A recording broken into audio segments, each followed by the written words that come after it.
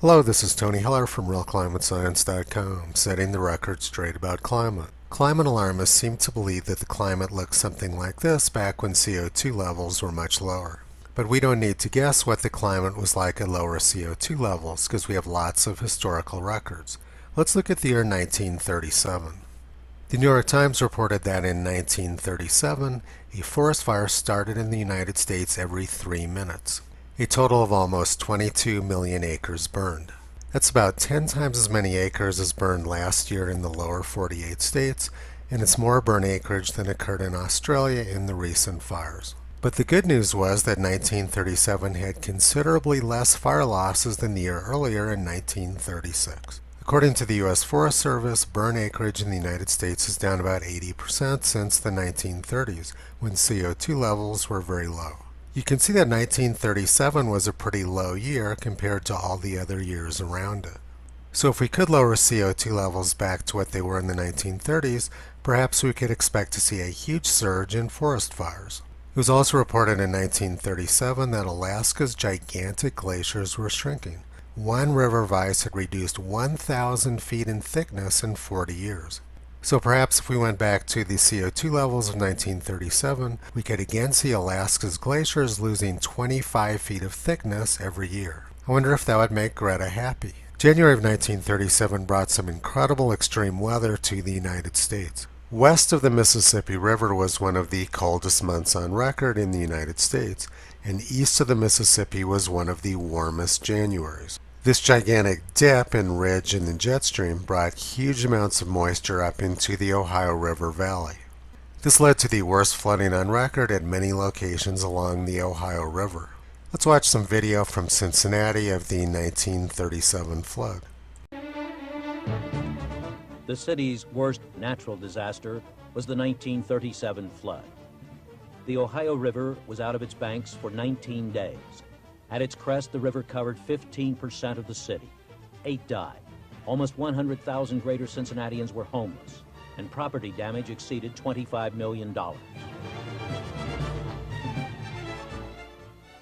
The river passed the 52-foot flood stage at 7 in the morning on January 18th. Things worsened as rain fell almost continuously for the rest of the week. By Friday, the Ohio had risen above 70 feet. By Saturday, 6 inches of snow had fallen. Water pumps at the East End station were in danger of being inundated. All bridges but the suspension had closed. Union Terminal was an island. Then came Black Sunday. In the Mill Creek Valley, near the Crosley radio plant on Arlington Street, rising backwaters upended a number of Standard Oil gasoline storage tanks, spreading their contents on the floodwaters.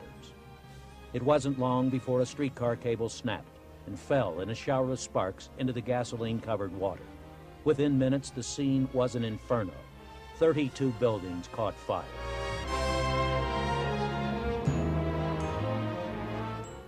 Firefighters were laboring to bring the blaze under control when the East End pumping station finally gave out.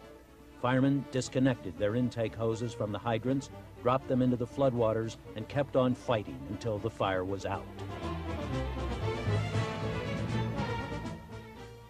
In the midst of the greatest flood on record, Cincinnatians were without water. They looked for long-abandoned springs. Norwood's wells made some water available. Tank trucks and railroad tank cars full of water were sent in from Cleveland and Indianapolis. Music Hall became a refugee center.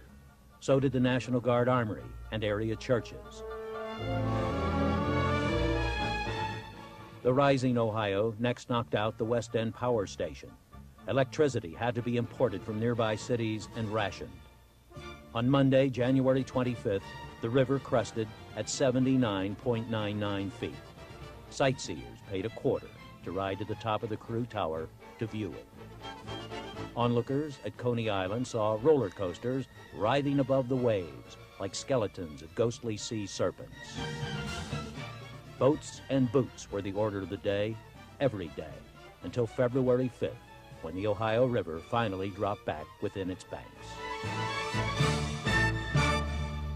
Low CO2 levels and a lack of fossil fuel sounds more like living hell than paradise. And it wasn't just the Ohio River that flooded. Arkansas had some of their worst flooding too. Let's see what Arkansas could expect if they could go back to the CO2 levels of 1937.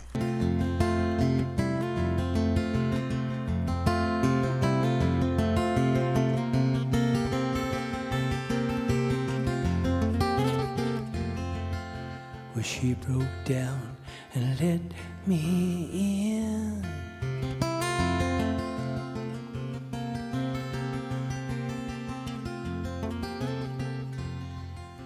And made me see where I've been.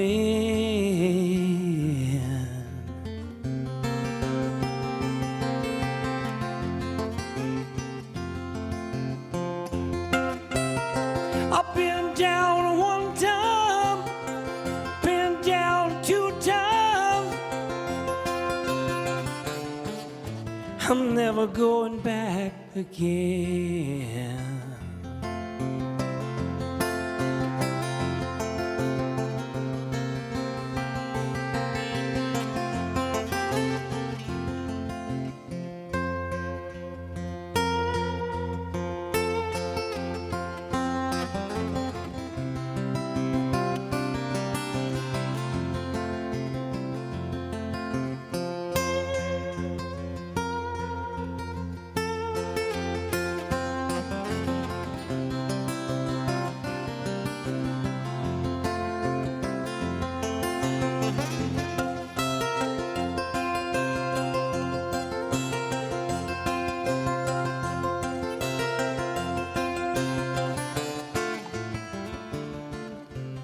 You don't know what it means to win.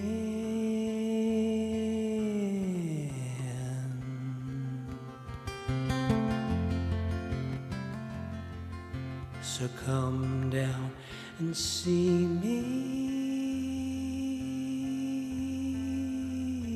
again. Oh yeah. Been down one time, been down two times. I'm never going back again.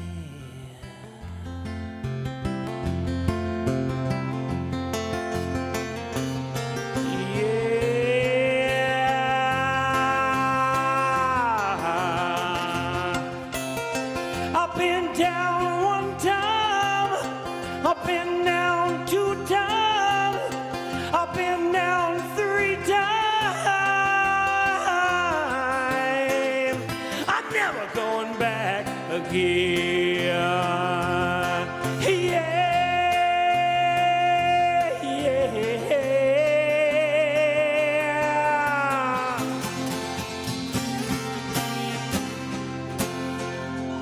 I think I'll take a pass on going back to the CO2 levels of 1937. I'm going to make short videos like this for lots of other low CO2 years as well. Visit Toto on the web at realclimatescience.com. He's been pulling back the curtain on junk science and propaganda for a long time.